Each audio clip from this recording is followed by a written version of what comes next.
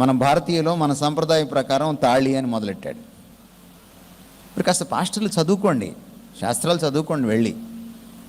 మీరు ఊరికే భారతీయ సంప్రదాయం అనకండి, భారతదేశాన్ని చదవండి కాస్త.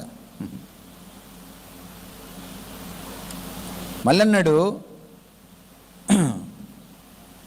ఏంటది 3 పేటల తాడు అన్నాడు. మీకు భాష కూడా రాదా? పేట వేరు, ముడి వేరు. పేట అంటే తెలుసా మీకు? పెంతరే తాడుని 3 తాళ్ళు తీసుకొని పేనితే దాన్ని పేట అంటారు. ముడి వేరు. తాలిలో పేటలు ఉండవు, ముడి ఉంటుంది. మీకు భాష కూడా రాదా? ఏం చేయాలి మిమ్మల్ని?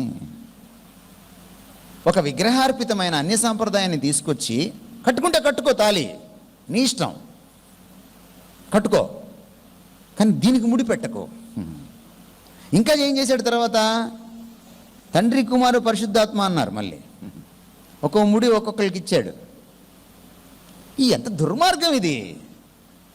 ఈయన అంటున్నాడు, నేను ఎవరితో కలవనరా బాబు అంటున్నాడు ఈయన, ఈ దేవుడు.